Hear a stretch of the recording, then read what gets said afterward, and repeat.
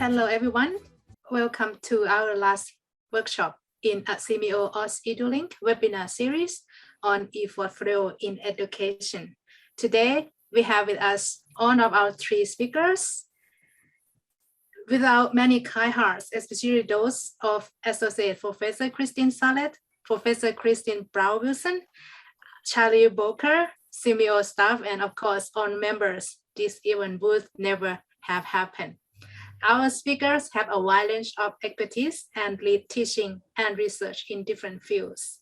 Dr. Christine Slade is a leading scholar focusing on assessment in higher education, whereas Shari Bowker leads several projects in learning design and ePortfolio.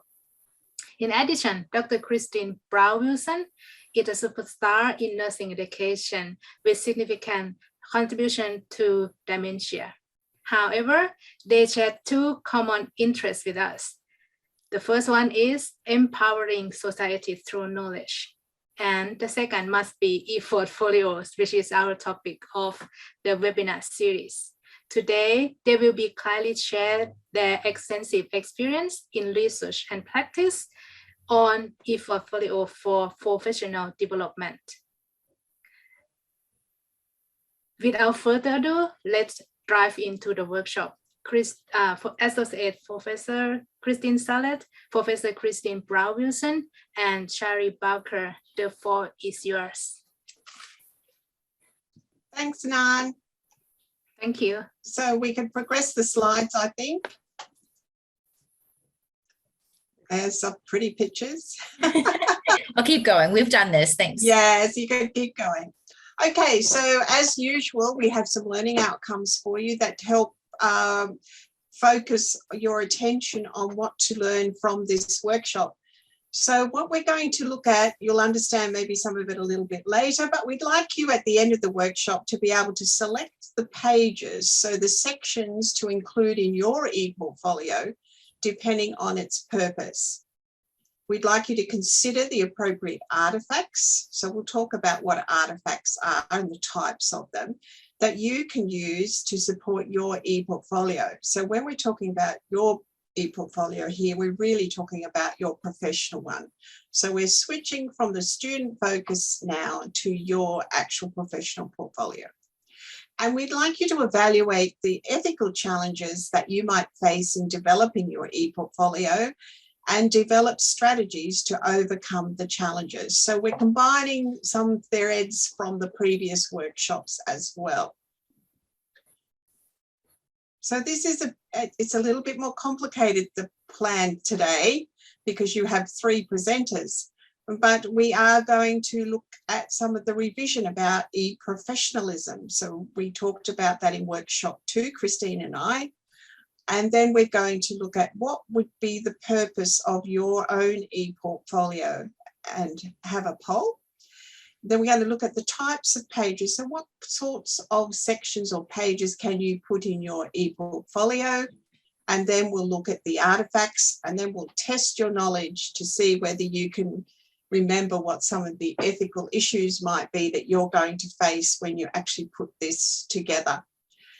And then lastly, we would like to know a little bit about your ePortfolio projects. So we understand from Nan that you're actually developing a project.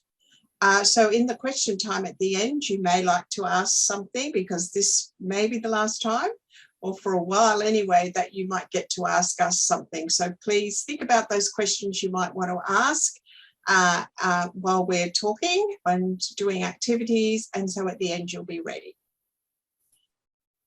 So, Christine, over to you. Thanks, Christine, and welcome everybody. It's lovely to be back with you all again this evening. As you can see from where I am, it's still very early morning. We've got the early morning sun, which is really lovely. So we're just going to go through what we talked about in terms of eProfessionalism, but looking at it from the perspective of us as the professional. So thanks, Shari. So when we actually talked about eProfessionalism, we were really thinking about three key expectations that we had of our students, that we wanted them to successfully engage online, to understand about digital citizenship. So when we talked about digital citizenship, it was really around that the understanding of both how we are related to the technology, and then how we actually saw the technology in relation to what was being posted, and then some of the ethical issues, and understanding that the data was very permanent once it was actually put online. So we were talking about that from a student perspective. So today we want you to start thinking about what is it to be a digital citizenship and a professional at the same time. So how do we ensure that our digital literacies are sufficient in order to be able to use our ePortfolio to the best, to our best ability, but equally ensure that we are looking at all the right ethical issues, that we are ensuring safety, cybersecurity, and some of those ideas as well. And we do know that from the previous workshops, that ePortfolios do facilitate both our students, and now when we're thinking about it from our perspective, and ourselves as professionals, to become digitally mature. So we're not expecting ourselves either to be able to do everything all at once perfectly. We do need practice, we do need experience in order to develop our digital maturity, and ePortfolios are an excellent way for us as professionals to do that as well. Thanks, Shari. So just a bit of a refresher on what we mean by eProfessionalism. So it's the way we engage online in relation to your profession, and this includes our attitudes, our actions, as well as our adherence to relevant professional codes of conduct. So it's more than simply thinking about social media. It's actually how do we present ourselves as professionals in an online environment. And we're going to be going through how our ePortfolio actually demonstrates that level of eProfessionalism when we're presenting our work to a wider audience. And we'll talk a little bit as well in relation to the different strengths, beliefs, and aspirations we might have in relation to ourselves as professionals, and how we might then present those in an ePortfolio. Thanks, Shari. So we do understand that, and you'll recognize this slide from our previous workshop, that there is a blurring between our personal online identity and our professional online identity.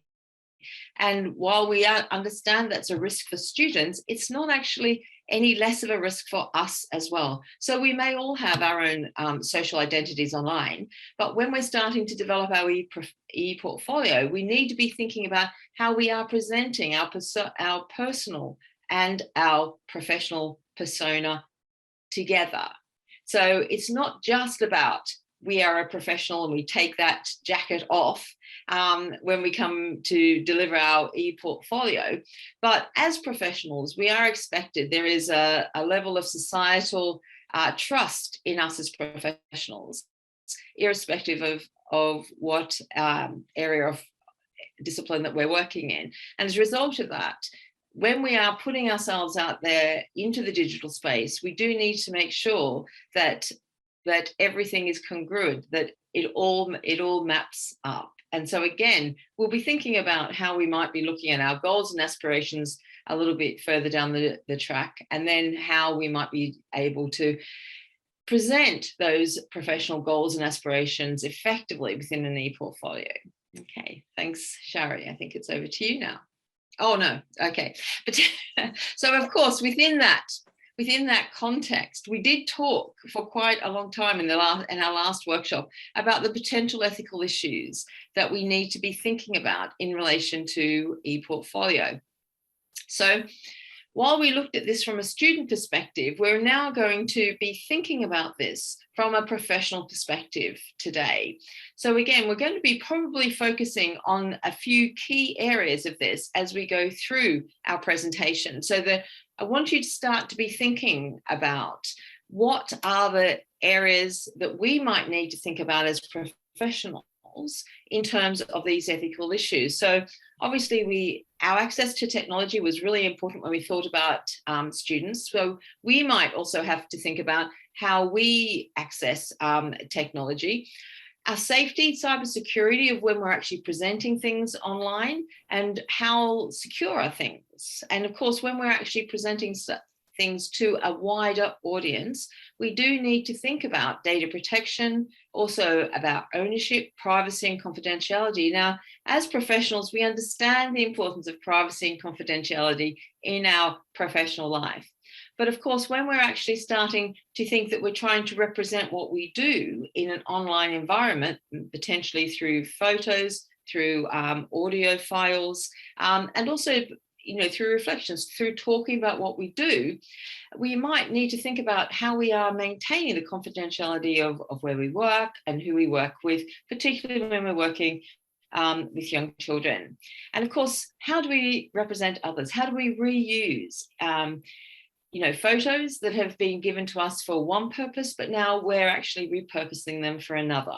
So we need to think about how we represent others when we're reusing that, but also how we use the information in our ePortfolio as opposed to using our information for a professional purpose. So I'm going to leave it there, and I just want everybody to be thinking as we go through the next few slides, just where might the ethical issues lie. And when we come back, we're going to come back to this slide later on in the presentation, and we'll have a bit more of a discussion about that. Okay, thanks, Shari.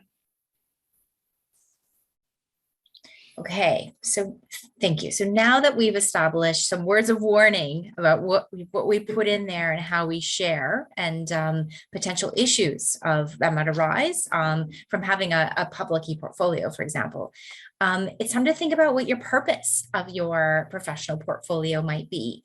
And it's really important to establish this. Who's going to be reading it? Who is your audience prior to starting to create evidence and starting to put it together?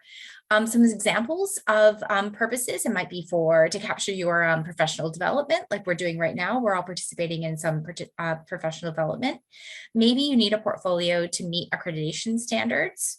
Or maybe it's just for evidence of your employment journey, or to advance your career. Perhaps right now it's just to consolidate some learning and put in some records of achievement. Or maybe it's for this project, for solely the purpose to capture this project that you're working on. Or perhaps you'd like to do more volunteering, and so you would like to capture what you've done so far, and so it's more of a volunteering type ePortfolio. So we'd like to establish what your purpose is of your portfolio. If you haven't got it already, maybe it's time now to think about it. So I'm going to launch a poll on your screen. And I believe you can vote more than once. Maybe you're not sure yet what it is. So hopefully you see that on your screen now. So please go ahead and vote. And both Christines, I'd like you to vote as well. So options there. I'll give everybody a few more seconds here, and then I'll close it.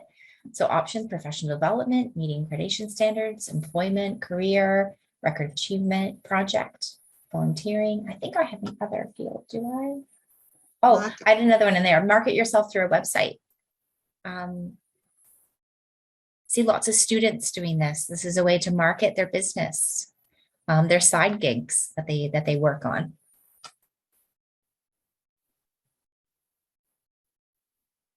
Oh, and if you don't have the current up-to-date version of Zoom, then you may not see the poll, and that's okay. If you can't see the poll, feel free to type your answer into the chat. Okay, I'm going to end that so we can have a look at everybody's answers here. So hopefully you can see that on your screen as well. Can everybody see that on your screens? It's the answers. No, maybe I'll bring it over. Now can we? Can you see the answers there? Christine's? Yeah, no? I can see them. You can see them? Okay. Professional development looks like that one wins out at 80%. Meeting accreditation standards at 47, and pretty close with employment career at 53. Record of achievement, 47. Project, it's pretty evenly balanced here. People have various purposes for their portfolios. And one person said marketing themselves through a website. So yeah, interesting. So lots of different purposes. Okay.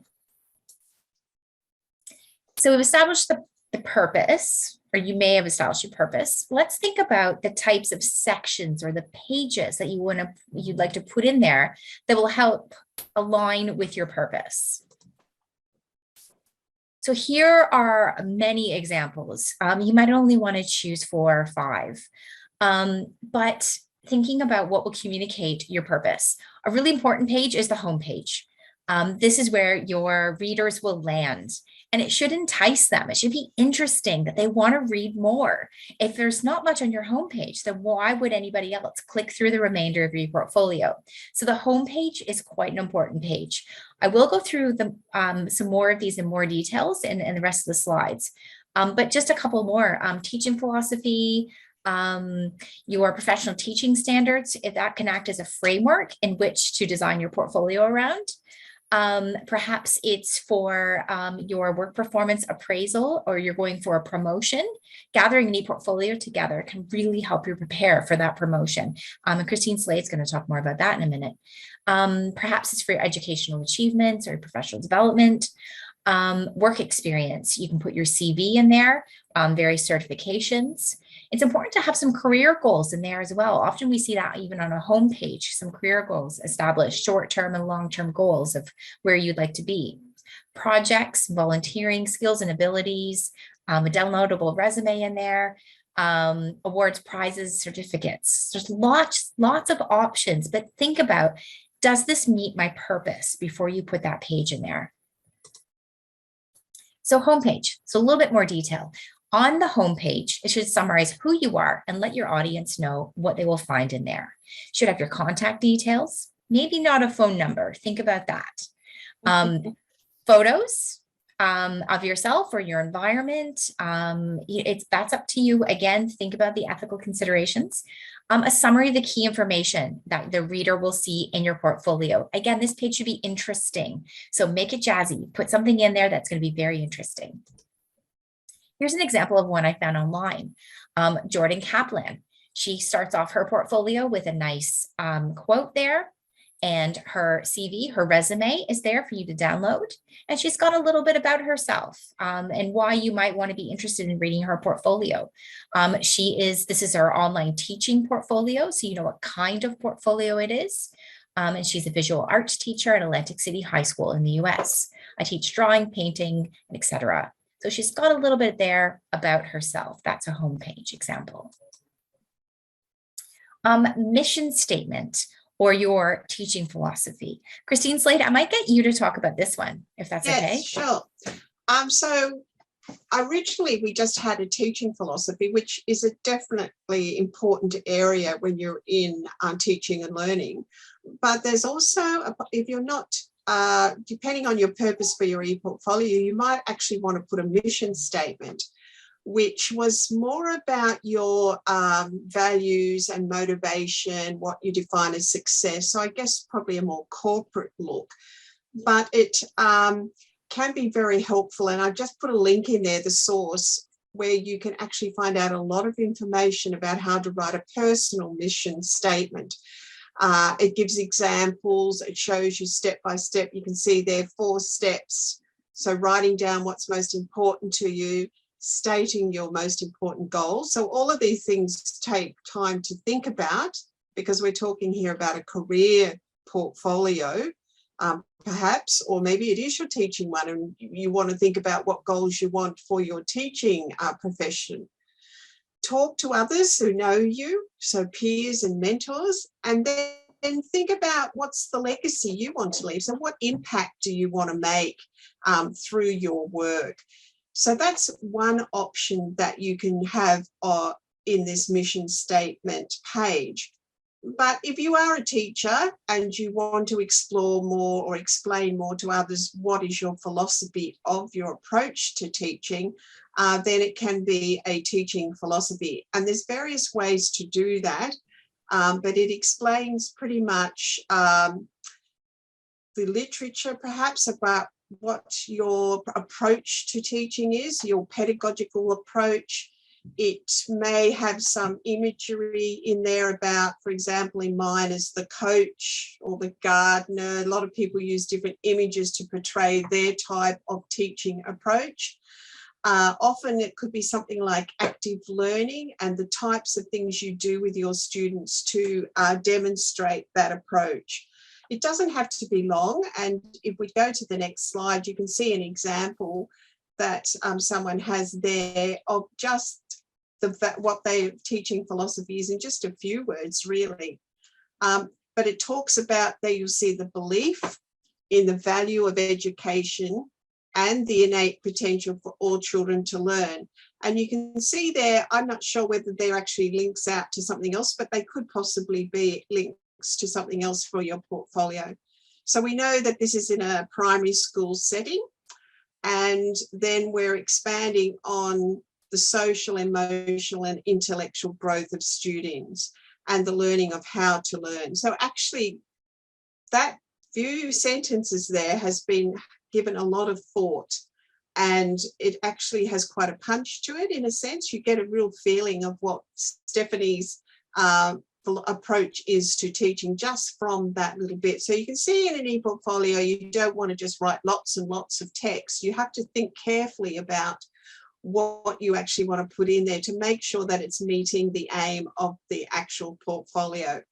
And a nice idea there is a Albert Einstein quote, but it could be somebody else's quote that it gives the sort of punchline or the hit line of why that relates to what your approach is to by somebody famous or a great educator, and it just summarizes the philosophy. Fantastic. Thanks, Christine. Okay, something else you may want to put in your ePortfolio are professional teaching standards. I've got the example there of the Australian professional standards for teachers, and this can act as a framework or a scaffold in which to put all your evidence and progress and your achievements. And so within each perhaps domain, in this case, where we've got professional knowledge, professional practice, professional engagement, that's where you would structure and put in your authentic work samples. And then you would articulate how they meet those competencies or the standards there on the right.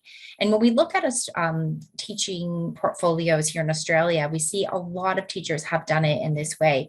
And that's great if you're using your portfolio to gain employment or switching jobs, or so on top of your teaching philosophy, which shows your beliefs and your values and whether you're a right fit for that employment, your teaching standards show your abilities and your literacies and your strengths, and showing that you're meeting the standards of teaching. So that's something else to think about in your portfolio. And here's an example, again, that I found online. I really like the way that these are contextualized within her work samples are contextualized within the standards. So here, this person has the standards listed and the competencies underneath. And with that, they have links into their authentic work samples. So clicking on science unit melting moments opens up another page. And then here we have some evidence, some photos and evidence of their work. And again, some reflective writing on how and why this meets the standard. So interesting things. And again, this takes time to really think about going back, and you're connecting and you are integrating your knowledge and your abilities to be able to articulate how your work is meeting these standards. So it takes some time. And back to you, Christine Slade. Okay, so now we're going to look at work performance appraisals. So in Australia, for example, in universities, we have annual performance appraisals, and they have different processes depending on where you're working or whether you're probably a professional staff member or an academic. So I've just put two examples here, which are out of my ePortfolio, of the table of contents of each of those portfolios. So example one there actually comes out of the UQ requirements for academics. So you'll see up the top there, it has the teaching domain, the research domain, supervision, and also citizenship. So there's 4 key areas that we will be appraised on for our work. And under each one of those, I've put like a subdomain that says the expectations. So what are they expecting of me to be able to do? And then under that, the goals. So I basically followed the format that the university requires when we actually do our performance. So when I submit this and hand it into my supervisor, they will be able to follow it because it's of the same language that they would be using. Example 2 comes from another university where I've worked, and it is probably more maybe a professional role, but it could be academic. So basically there it is a CV collection. So this gives me an opportunity in my ePortfolio to collect all the important things that I've gathered over the year, and I can put them there to showcase. Then I can self-evaluate. So I now reflect on my performance over the last year, and if I've got feedback from people, I'll put that in, that they've, you know, collected. I've collected things into my repository, and then I'll showcase them there. I'll reflect on the goals that I've actually had set. And then this last part of that appraisal will be what are the goals that I'm going to set for the next year. So you probably have a work performance appraisal template or a structure, and that can be an easier way to actually develop that portfolio if that's what you're using it for. Because it relates to the people, your supervisors, but also you don't have to think about how you're going to actually structure that. You can put all your artifacts or your reflections, experiences, etc., in under those headings that are already set. Great. Thank you for sharing that. So a number of you voted on professional development, that you thought that this would be the main purpose of your ePortfolio. Well, again, what we're doing right now is part of your professional development. So you can use a screen image from the webinar series, and then you can write a little bit about the learning outcomes and what you learned. And there's an example there, one of the webinars is digital ethics. And then one of the examples that I found online is a professional development page. So this is somebody who's in Canada, and so they have a visit that they did of a museum, and then they have their first aid certificate. So it depends on what you've been doing, but this is a really good place again to capture all of the extra things that you do in addition to your work experience, your professional development. So work experience. So you might want to use your portfolio as your online CV, and it can be interactive and it can link to various forms of evidence in there. So here are 2 examples I found online. This individual has developed an online CV. Their resume is in here. So again, it's a nice thing for the reader to go in and view your history of employment, in addition to your goals. Your goals are hopefully in there too, of where you'd like to go next. So again, that's really good if you're going to use this for recruitment. If you're sending your portfolio to a recruiter for a job, then this is something they'd want to see in there. Here's another one on the right of teaching experience. So it depends how you want to format it, but this one's really interesting because they have just a little bit of information here, but then links to learn more. So it's up to you if you'd like to do that, where they can click and then learn more. And then maybe that's where you have your authentic work samples of an evidence of achievement that you performed while you were in that particular role. So it's up to you how you would like to structure that page. Over to Christine Slade again. Okay, so you get to know a little bit more about me now, because these are 3 examples from my ePortfolio. So the one where it says, welcome to my application for a senior fellow, was my ePortfolio application for a fellowship, as in, I suppose it's really a certification, but it's the Higher Education Academy Fellowship Scheme. And when you get this later, it's got the links in it. We can probably send that to Nan as well, because it's a very important thing for you to know about, in the sense of it can be anybody around the world actually applies for one of these fellowships, because you're measured against global standards of your teaching. So that was my front page. where I just put a little bit about myself and what my role was, and then it actually linked out to a whole lot of other pages in the portfolio based on what was actually the requirements of the application.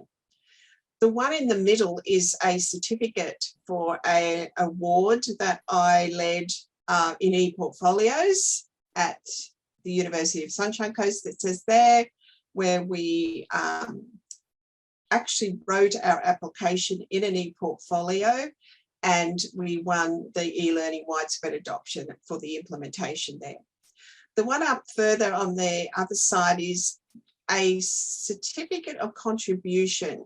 So it's not just attendance. I actually spoke at the ePortfolios Australia Forum, which Nan did last year.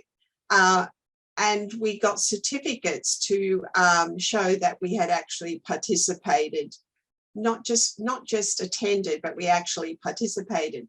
So all these three artifacts come out of my ePortfolio. So it's easier to actually store them when they actually happen. So when you get your participation certificate, or the ones for being present for these workshops, I suggest you make a repository or start storing them somewhere, so that when you just want to use it for that audience to show that you know something about ePortfolios, for example, you can pull that out as some evidence.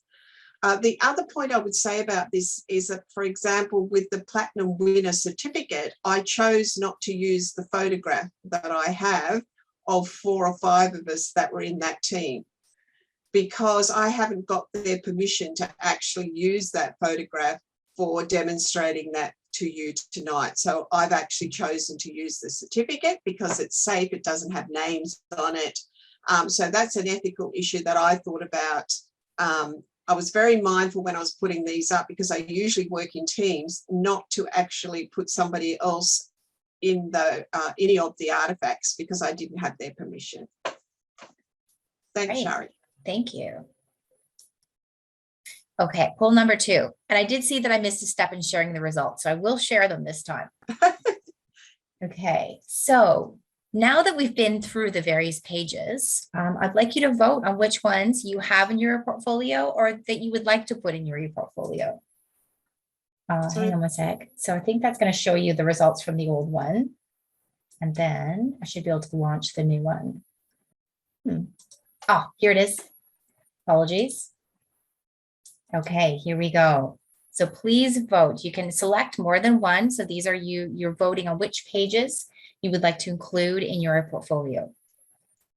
And remember, if you can't see that, you can put it in the chat. Yeah, in the chat is great. I can read them out to you. Homepage, teaching philosophy, teaching standards, work experience, professional development, skills and abilities, awards and prizes, certificates, career goals, a research page if you've performed quite a bit of research, or if you intend to perform research. The other thing your portfolio is, it's a space for future development. And like Christine said as well, it's great to have the structure up and running. It's important to work on it as it happens while that experience is fresh. It's so difficult to go back and think, what the heck did I do this year? And why was it important? And how does it contribute to my development? So do it now as you go along. It's put a little bit of time aside each week if you can. Okay, I'll end that poll if that's okay with everybody. And then I'll share the results here. Here we go. Okay, can you see the results? Yes, I've done it this time. Okay, great. So the winner is, let's look at some of the winners, but the professional development is definitely up there, isn't it? What else have we got? Awards, prizes. Yeah, awards and prizes. Work experience. Yep, I thought that, I'm not surprised by that. Skills and abilities. And career goals coming in. Other. So there's a few people, actually one person, can I call it on the one person who said other? At which other page would you like to include? You can put it in the chat or you can unmute. Other, link to free resources. Good idea. Yeah. Very good. Okay, I think we'll keep going. Artifacts, and this is over to CPW, I believe. Thanks so much, Shari. Okay, so we've had there's been quite a lot of information presented in quite a short period of time. So now we've got a framework. We've got the idea of some of the pages that we're going to put into our ePortfolio. We've got an idea of what that might look like. And we've had some good examples of, of what we might put into each of those pages. So now is really an opportunity to think about the artifacts that we'll include. So you saw in the previous slide, Christine Slade was talking about certificates, so that's an example of an artifact. In some of the other areas, some of the other ePortfolios that Shari showed you in the previous pages, there was text, there was sort of a teaching philosophy, there were photos of children engaging in educational activity. Okay, so this opportunity is to have a think about the different pages that you've just said that you want to include in your portfolio. So what would go onto those pages? What are the things that we would develop in order to bring those pages to life? Because one of the most important things about an ePortfolio is to make it interesting, as we've heard, and to make it engaging for the reader. So thanks, Shari. So I guess at this point in time, or before we just go to that slide, if we could go back, it would be useful just to go, sorry, Shari, to maybe have a think and put into the chat. Back. I'm trying to go back. It actually had back there. See? No, Okay. but that's going to take me out of this. Oh, is it? Yeah, I did that before. Press the little arrows. We're using a new system today because there's 2 different universities involved. So how do I escape? Here we go. I'm sorry about that. Which one? Okay. Which one? This one? That's the one. Yeah. Yeah. Sorry. So it might be useful now just to go into the chat and just to have a few, just off the top of your head, what type of things might you put into your ePortfolio? Thinking about those pages that you've just told Shari that you would like to include, what types of artifacts might you put in? So based on some of the things that you've seen before, what might you have that you could think about putting into your ePortfolio? So I'll give you a couple of minutes to put that into the chat before we then progress through. And I can see we've got people from, from quite a wide variety of places. We're welcome to people from the Philippines, from India and from Myanmar, as well as obviously from Indonesia. So this is brilliant to see people from so many different places. Christine, I'm wondering if everyone knows what an artifact is.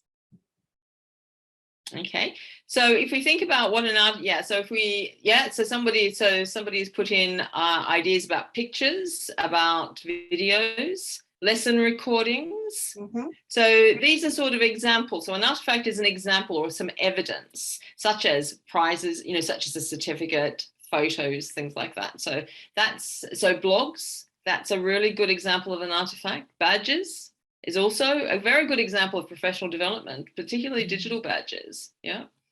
Book publications and research journals. Yes, absolutely. Professional readings. So that's from Mel. So are you thinking things that you have read or things that you have written from a professional perspective? Your insights. Yep, absolutely. Your insights on your professional readings, fabulous, as part of your professional development. Really, that's a really good example.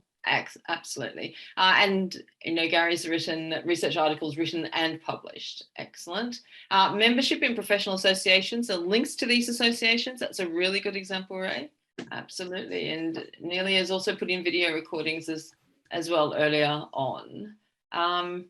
So blogs, certificates, pictures. I think we've pretty much. Yeah, that's a good range. Yeah, that's heaps. That's it. That's a fabulous range. Well done. So I think we might go on to the next slide then, because I think we've probably covered the next slide. Yeah, I think so. Again, you can see these are different types of artifacts that you could potentially include. So you've all said about photos, audios, and videos, and we might talk a little bit more about the ethical issues behind those. Things like grant proposals, references from people. So again, this is quite an important thing. People might have given you references, maybe to go onto a job, maybe to go for promotion at some point. And again, if you have a copy of those references, you can upload those with permission from the person who's written them. Cultural activities and hobbies, might be something that you'd like people to know about, particularly if it's related to what, to your professional development. Reflections on your experience. Somebody, and Mel wrote the insights on your professional readings. So, also what have you learned from different things that you've done? So, one thing that hasn't, and so badges has come up in the chat. Publications, reports, and papers has definitely come up in the chat, as have blogs or journal entries.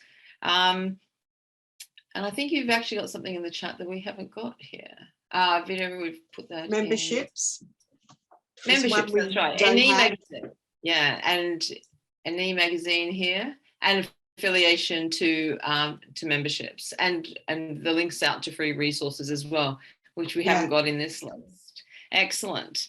There is one thing that didn't come up in the chat, was peer review feedback. So quite often, from a professional perspective, we might ask our peers to review our work and to provide us with feedback. And putting this into an ePortfolio does also demonstrate professional development. Obviously, if we're actually repurposing this, we would need to get permission from the person who has written it for us. But also another thing that you could include was actually, what did you do with this feedback? How have you developed your practice as a result of your peer review? And what have you done differently now? And that's a very, very compelling case for your own professional development. And you may well have, a picture or a video that demonstrates how you're doing something a little bit differently.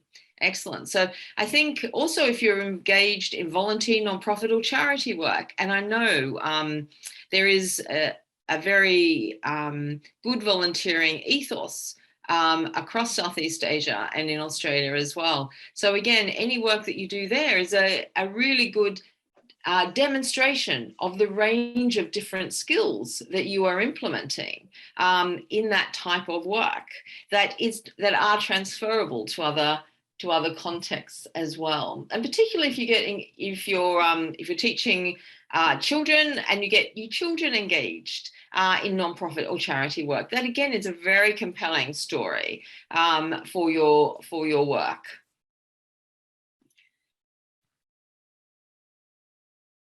All right, and there's another very good idea in the chat from Cheryl. You can show your satisfaction rating from clients as an employee. Absolutely. So again, that is also a very compelling piece of evidence for your ePortfolio, to show that people think that your work, the clients, whoever are your key stakeholders, actually show that your work is doing the right thing for them. So quite often, when I'm talking to colleagues in the higher education sector, I'll often say, well, what are the emails you get from students that say thank you, that say you've done a good job? And those are really important aspects as well. But of course, like all things that we keep talking about from an ethical perspective, we do need to get the permission from people to use it for this purpose, because it's a public purpose. Excellent. Okay. Thanks, Shari. So I think this is yours, Christine. Oh, yes. So now that we've heard about pages and actually the artifacts, I just wanted to come back to this slide, which we had in the first workshop on feedback, which reminded us that an ePortfolio is a product. So we've already talking about the fact that we have a purpose for our ePortfolio, and we're going to make a product to show for a particular audience. And for that, we actually need to have the collection of these artifacts. And as Shari said, and I've been in this situation myself, you don't want to actually be finding those at the same time that you're actually producing the product. You need to be able to get into the habit of putting in artifacts as you get them. And that can be difficult, but the discipline of regularly putting in artifacts does result in a much better and deeper collection of items there for you to be able to use when you want to make this product. So whether they're artifacts or experiences, achievements or learning, this is the rich collection in the repository that you can develop in your ePortfolio. But now you've got that collection and you've got those pages or you've got those artifacts, you have to do something with them and you have to make some decisions. So there's some rich and complex processes that go on every time that you start to do something with these artifacts. So you'd be planning, what are you going to use? You'll have to make some choices. So you have to synthesize what you're going to share with that particular audience. So, you know, if you have a collection that's rather large over a period of years, you're going to have to make some very clear-cut choices about what would be most suitable for that particular audience or purpose. And so I just wanted to draw, you know, you can see there in that blue part in the middle, some of the things, some of the processes that go on just in your decision making about what to use, what to share, what to discuss with other people, perhaps the reflection. I mean, it takes quite a bit of time to reflect. What parts of it are you going to actually reflect on? What would be giving the most benefit for the audience that you want to impress? And so over on the last part, it means that it's a process of learning. This process of doing all of these things in the portfolio, reflection and sharing and planning, are all learning skills.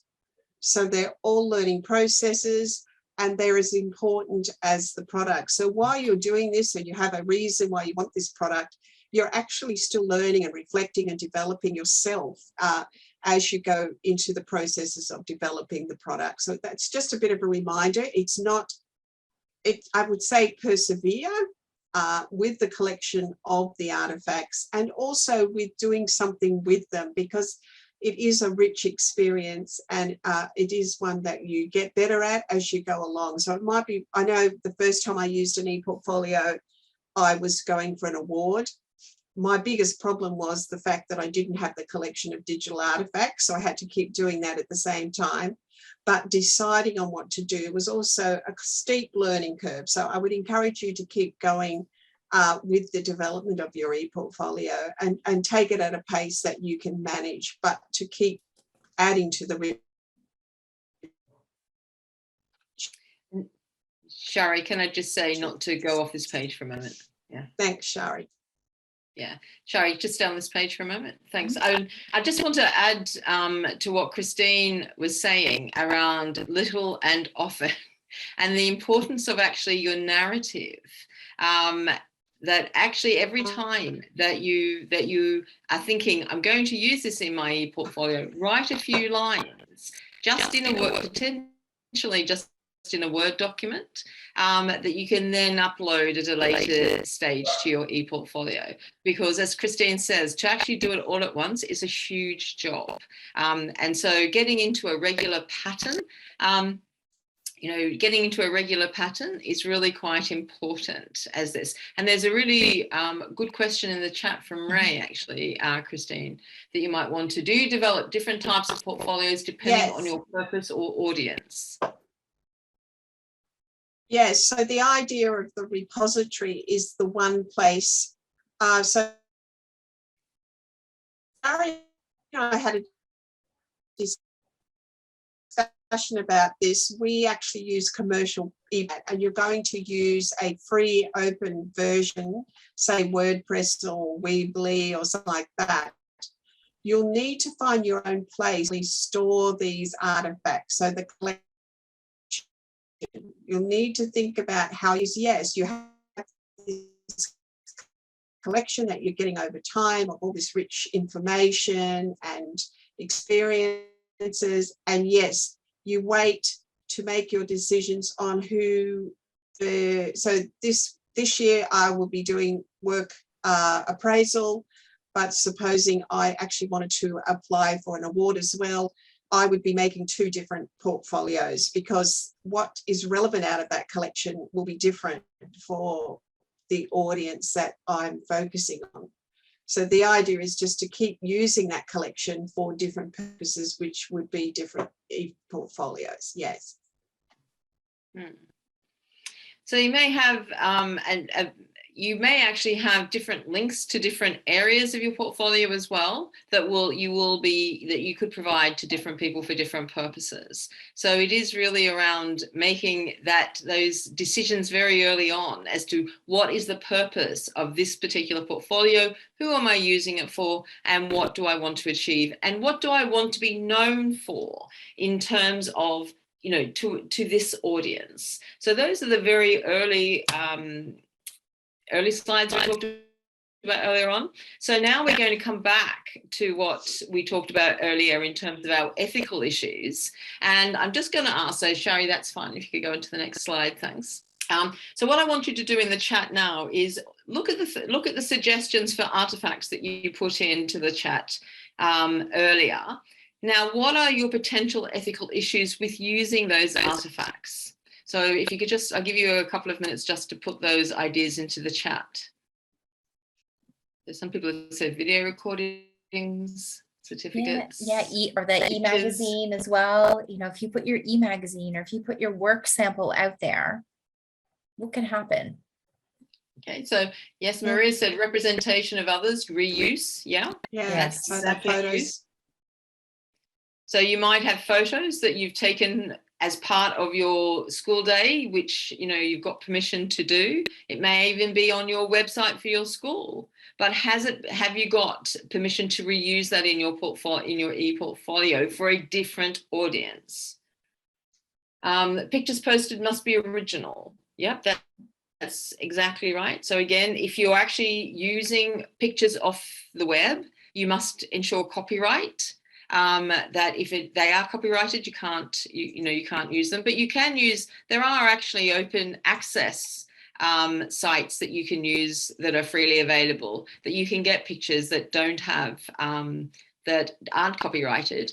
But also there are some now through Creative Commons, you can actually attribute pictures. And as long as people are attributed, they're really quite happy for you to use those. So again, making sure the attribution stays on the photo is really quite important. Yeah.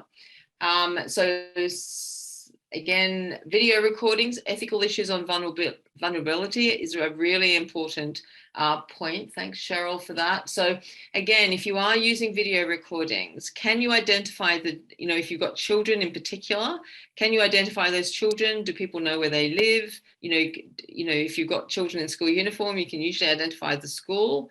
So how might you address that? Those video, the use of video recordings in particular from an ethical perspective. Editing of the pictures, how might you edit the pictures? Yeah, that's a good idea.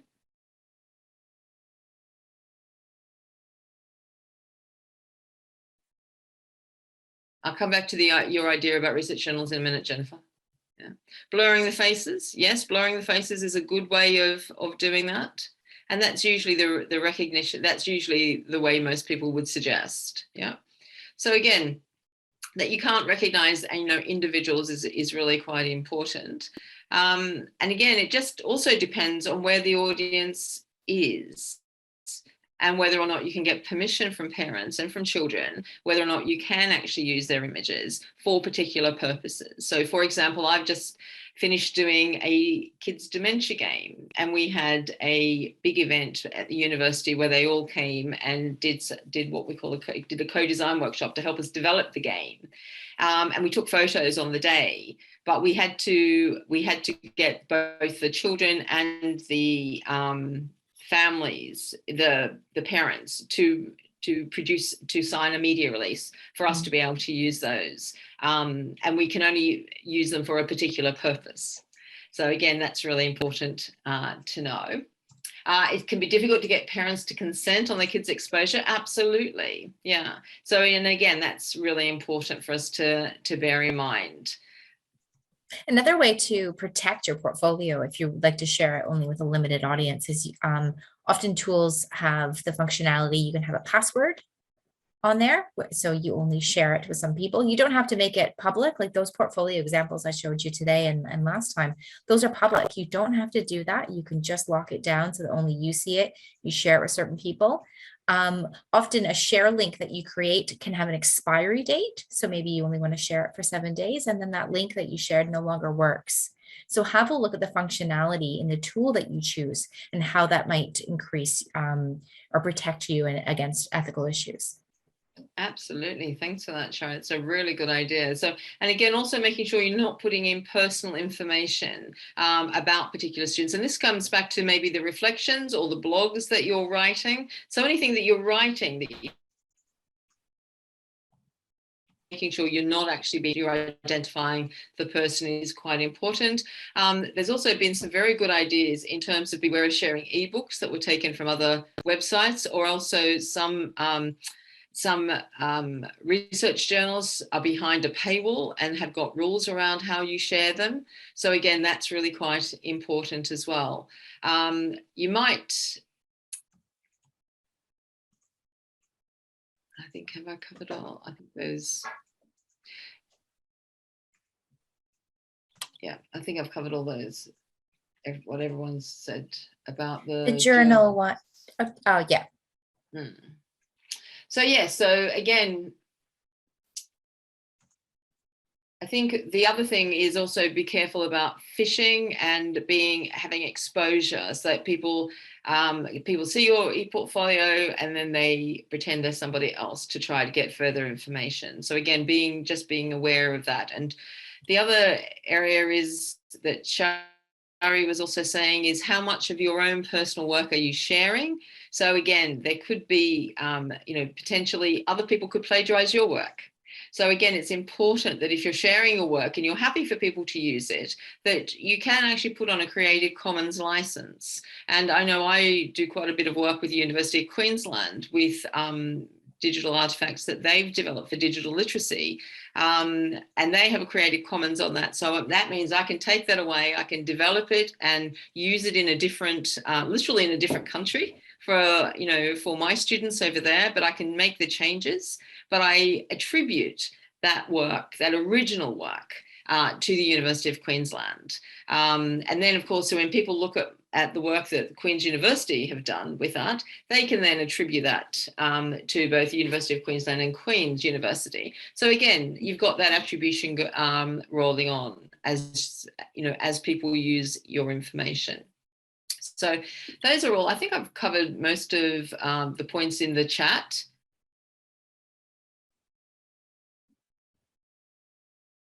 All right, and there is actually, when we're actually going out to a lot of events now, people are, and I can see Ray has then said you are encouraged to share photos, you're encouraged to tweet, you're encouraged to put things onto social media because it raises the profile of different programs. But again, it's quite important that when you're doing that with the permission of the people in the photos. Quite often, for example, if I'm at a Zoom event like this, I might take a photo of the slide, but I wouldn't include the photo of the presenter because I haven't actually asked, we don't actually know if the presenter has actually said that that's okay for their face to be shared. So there are different ways that you can share information without actually involving the identity of different people. You might say this is the person doing the presentation and they're really, really interesting. And so the picture might not be of the person, but could be of the presentation.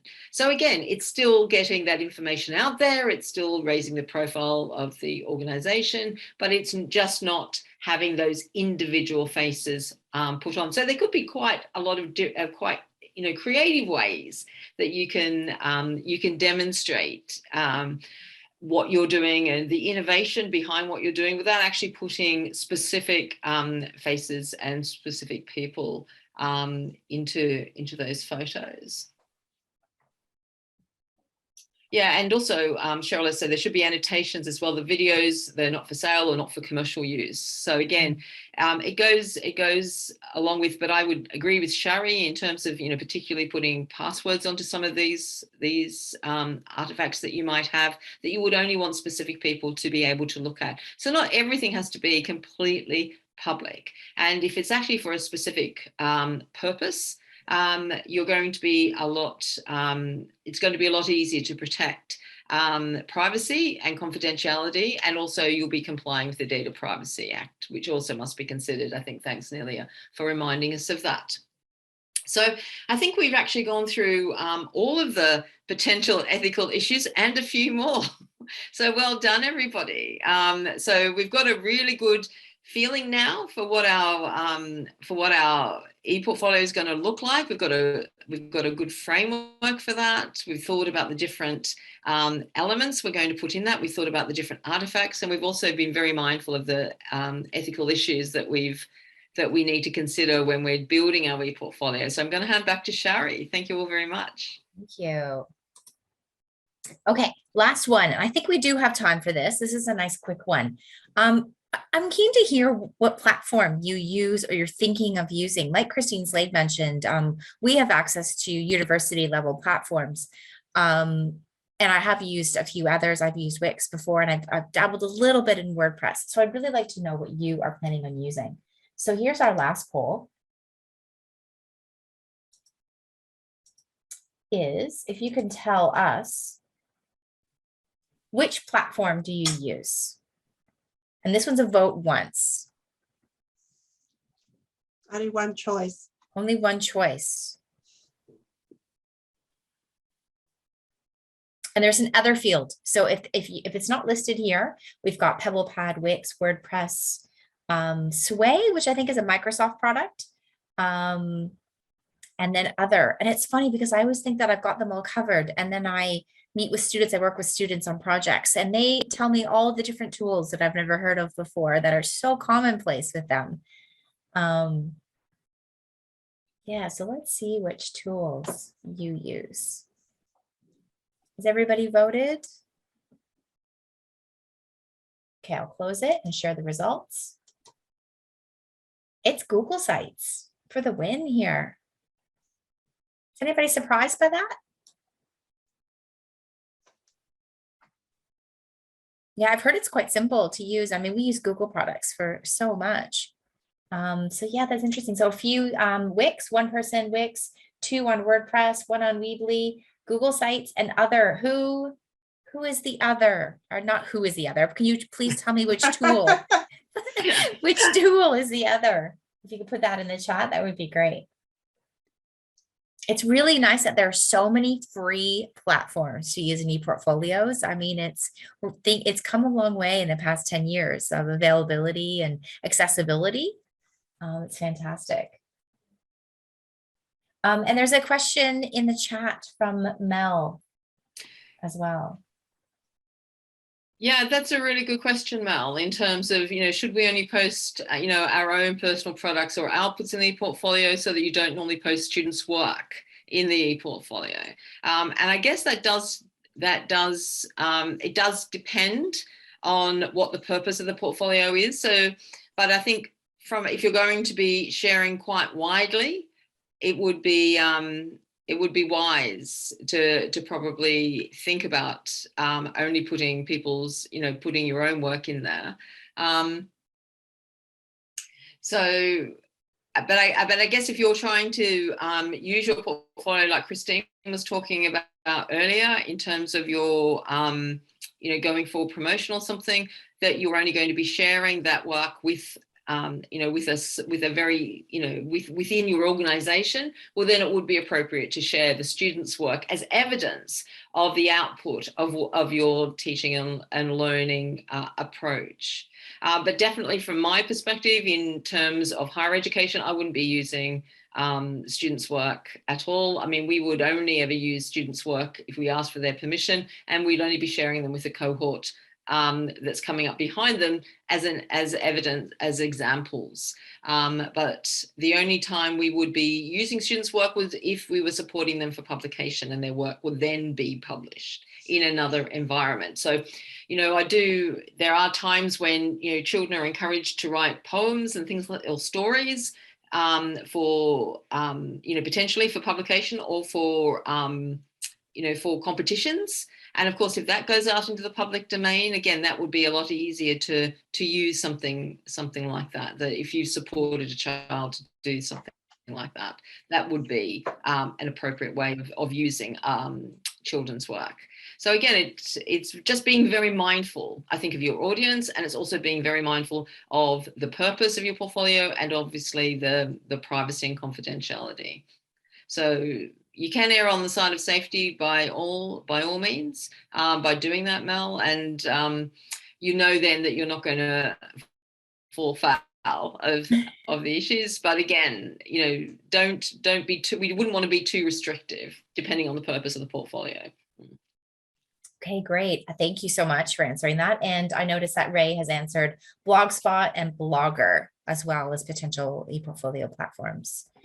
Okay, so this brings us to a Padlet. I know we do a lot of Padlets, but it's a great way for us to capture things that you're working on and concepts and etc. of us interacting. So could you please jump into this Padlet? Oh, I'll put it in the chat for you as well. So that is there. The QR code is there if you'd like to access it on your phone. And here it is in the chat if you would like to access it on your screen as well. I'll give everybody a minute here. And it's time to share what you're doing. We're really curious to hear a bit more about your projects. Christine, anything to add on this, the purpose of this? Well, so I'm just going on what Nan's been telling us about your community of practice, that you are developing a project using ePortfolios. Is that correct, Nan?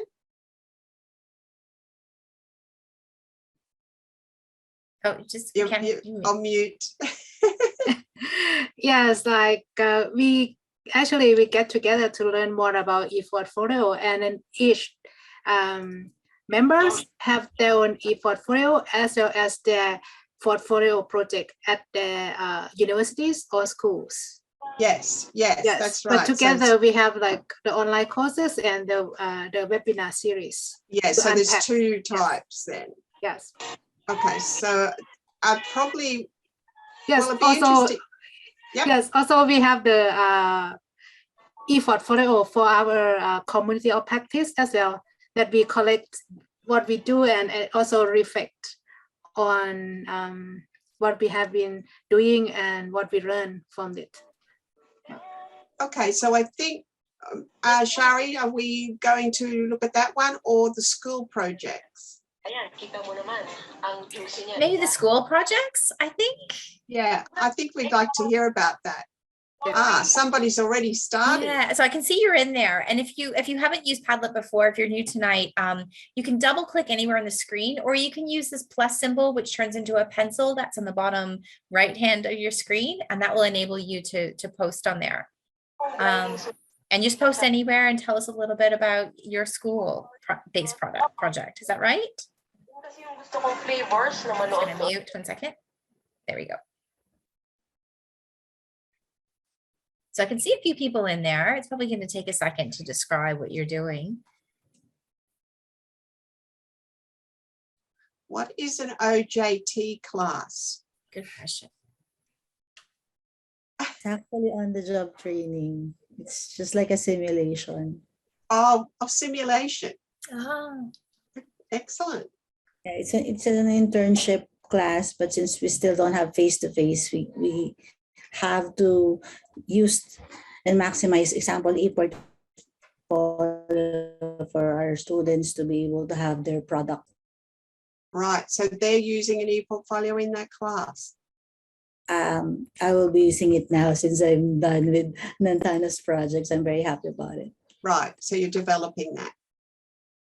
So is the research work on garden-based education using an ePortfolio? Yes, at the moment, we're using this portfolio, but on a small scale because there is this team that is collaborating on this project. Right. Excellent. And some people aren't have technical issues and can't participate in the Padlet, and that's okay. That's fine. If you technically can't access it, or if you're not sure you'd like to post, it's totally fine. Yeah, we could use the chat as well. Yeah, absolutely. Yeah, We're just generally interested in the types of things, yeah, that you're doing. And I can see already we have quite a diverse use. Students job hunting. Wow.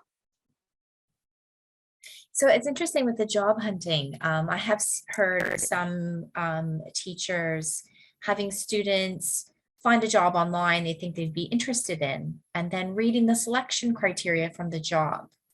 From the selection criteria, identifying which pages would match to those selection criteria. And now you've got your framework for your portfolio.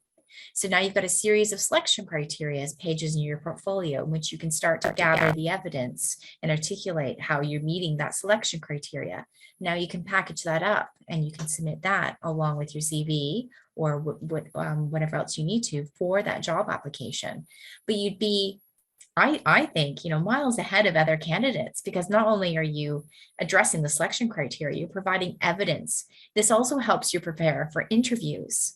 And that's how often we do spin this for our students at the university is, practicing and articulating your skills and evidence of achievement and graduate attributes prepares you for interviews, that you've rehearsed it and you understand. You can pull, the job question of tell me about a time when you can think about it, think back to your ePortfolio. Oh, well, I've addressed this before. So yeah, ePortfolios are really important for employability and getting students practicing this in a safe environment of the university or of teaching or high school before they go out into the world of employment. There's a good example there of the future plan to come up with an ePortfolio that promotes thesis and capstone projects submitted. So that's a really good example. And also somebody's also saying about using ePortfolios as part of preparation for an online syllabus for the different courses. And you're planning to integrate students' outputs shared on a page of the site. So that's another, really good way of using this whole idea of ePortfolio to promote something as well. Excellent. Yeah. Absolutely. So again, there's a few people saying they're using ePortfolios for their promotions and also for their professional, it's an ongoing, and then for their professional project around sharing photos, certificates, and badges of webinars you attended and links to a couple of recorded lessons that you upload on YouTube. So again, that's actually a good way of showcasing your work without involving students, isn't it? To actually do recorded, your pre-recorded lectures. Yeah.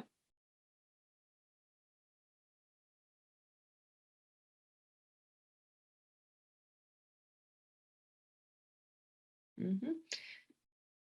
Oh, and engaging ePortfolios for student work in terms of their leadership and formation modules. That's a really good example, where they can show how they're achieving milestones at each year level.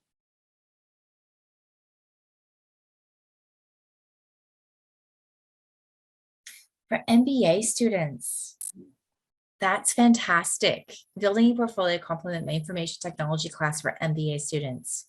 Biography, research, output of students. Did you say that already, Christine? I mean, maybe I'm just reading. No, you did. Okay. And it's published in the university's magazine. I love that.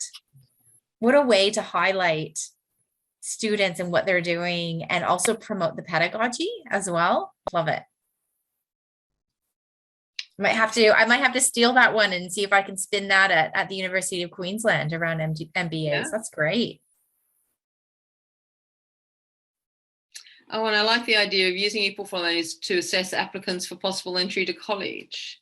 So that's, again, for that, you'd need to be thinking about accessibility in terms of some of the ethical challenges making sure everybody is able to achieve that in terms of their applications, but also what it does demonstrate is their digital capability of coming into college, which also is an important attribute that you might be wanting to assess.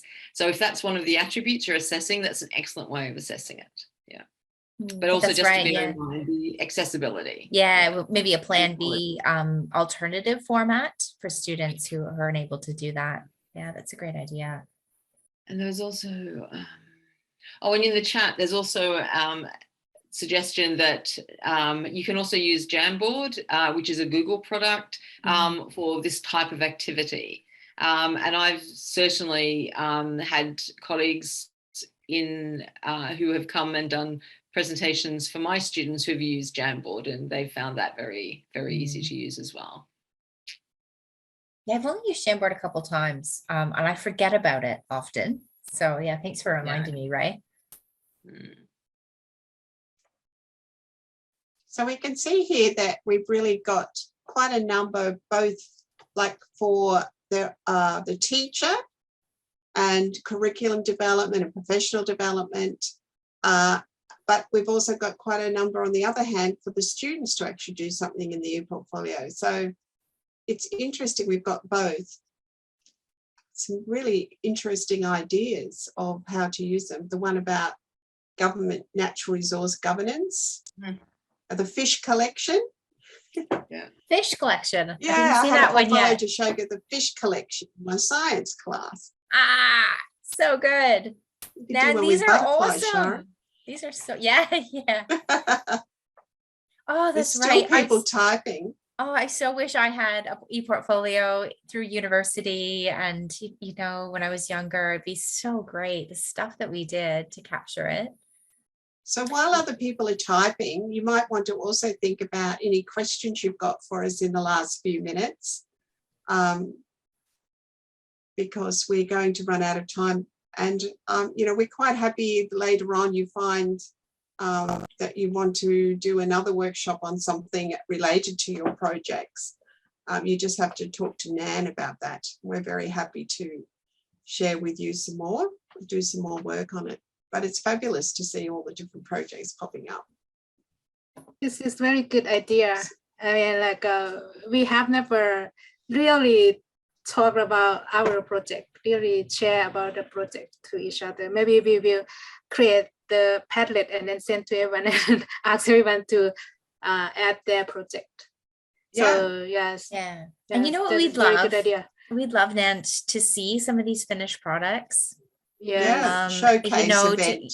Yes, please. So maybe we could have a showcase event. Yeah. Where we'd see all of this come to fruition. Wouldn't that be great? A nice way to tie this off and see everyone's hard work come together, and it also help inform us, whether the webinars helped as well, helped form this. Yes. So yeah. I like that idea. Maybe we have the small conference or presentation or something like interactive presentation, and then people can hop around to see different presenters, something like that. Because to be honest, we work together, but it's very long distance and sometimes it's very challenging to communicate. For example, today, the Zoom meeting, I saw someone start coming to the meeting since 7 a.m.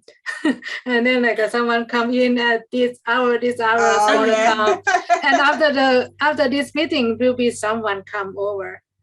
Because the time difference, I think. It's not easy, is it?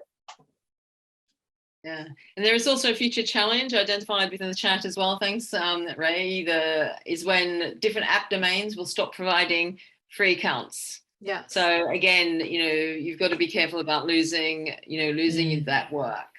So you need to explore different domains and always have a backup plan. Always have a backup plan. So don't just put everything in one area. And this is what Christine was saying earlier. You might want to store your artifacts somewhere different and then just be presenting them in the actual free account for the purpose at the time. And then, as Shari said, is potentially putting the links in for a short period of time, so they're not there for forever. There's a question from Ray that I thought I would address as well around your thoughts or experience in linking ePortfolios and the university's LMS. So we're really lucky to have we have an enterprise level ePortfolio system, and it is integrated into our LMS. We use a tool called Chalk and Wire ePortfolio. It's changed its name to Anthology ePortfolio, and our LMS is Blackboard. And it integrates really well. And the advantage of that is that then we're able to, talking about ethical issues, we're able then to put it behind single sign-on, which is our authentication of students logging in. So now we've got a safe environment for students to build their ePortfolios and for assessment purposes. And then we also, because we use it for assessment purposes, it also enables grades. If something is graded, those grades to come back to the LMS for students to be able to view and in line with their other grades. It also enables us to set up their licenses. We put a link in our LMS, which tells students to click here to submit your assessment through your ePortfolio. That generates their account. And it's sort of a seamless way of transmitting information back and forth in a secure way between our learning main system, the learning management system, and the ePortfolio. Anything else to add from either of the Christines? I was just going to say sometimes LMSs have their own ePortfolio embedded as part of the tools that you get with them. So that's another option. I'm not sure, Ray, what your LMS has, but it might be worth inquiring about that. It might not necessarily be, the greatest ePortfolio, but if you had one in your LMS, you would be able to use it with the students, like Shari saying, like sort of a more seamless approach. Queen's use Canvas, and Canvas has an ePortfolio as part of its provision. But what we do find is that you have to then direct the students to use it. But we also have an external ePortfolio that is used in practice, but only in practice. It's not used as part of our academic assessment. So that is quite separate, and that does actually create challenges for the students in terms of accessing it, having issues and things like that. And we have a full-time, we have two academics actually looking after it because it's just such a huge project.